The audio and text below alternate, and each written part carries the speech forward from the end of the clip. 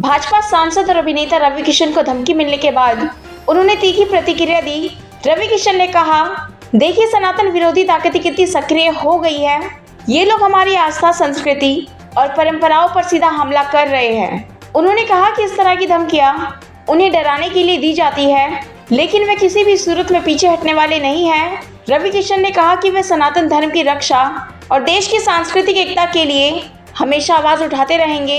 उन्होंने पुलिस प्रशासन से सुरक्षा बढ़ाने की मांग की और कहा कि ऐसे तत्वों के खिलाफ सख्त कार्रवाई होनी चाहिए।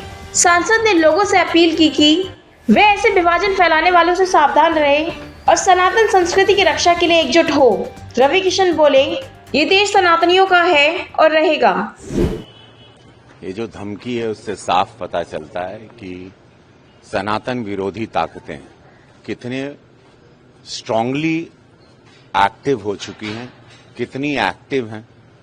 इसके पीछे कोई बहुत बड़ा हाथ होगा। कोई ऐसे व्यक्ति सांसद को या ये पूरे भारत में, विश्व में एक नोन कलाकार को, एक सुपरस्टार को ऐसे धमकाएगा नहीं जान की। बहुत बड़ी कोई बात होगी, बहुत लोग होंगे इसके पीछे। एफआईआर कर दी है हमने, पकड़े जाएंगे जरूर, कानून के हाथों से बचेंगे तो नहीं, और कड़ी से कड़ी सजा भी होगी उनको। बट ये मुझे जो दिखाई दे रहा है कि बिहार के प्रचार के बाद ये तो तय है कि विरोधी दल बिहार में जान चुका है कि बहुत बुरी हार का सामना वो कर रहा है।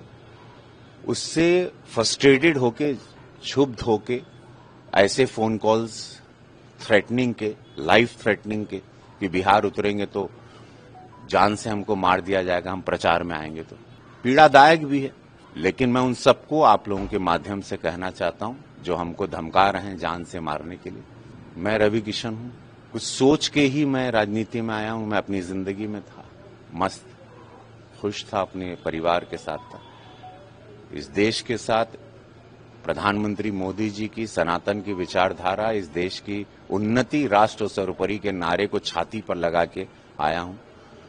तो ऐसा कमजोर तो नहीं हूं कि इन धमकियों से डर के या ये मारने या गोली चला भी देंगे तो हम रुक जाएंगे, या मेरे जैसे अनगिनत करोड़ों रवि किशन हैं जो जाग चुके हैं इस देश में 2014 के बाद, वो पूरी युवा पीढ़ी। तो उन सबको मैं आपके माध्यम से कह देना चाहता हूं, जितने विरोधी हैं, कि आप एक रवि किशन को बंद करना चाह रहे हैं, शांत करना, लेकिन ऐसा पॉसिबल नहीं है। ये आवाज देश के लिए उठी है, सनातन के लिए उठी है, विकास के लिए उठी है। नरेंद्र मोदी जी की आवाज है ये। मोदी जी की आवाज को नहीं दबा सकते, हम उनकी सेना हैं।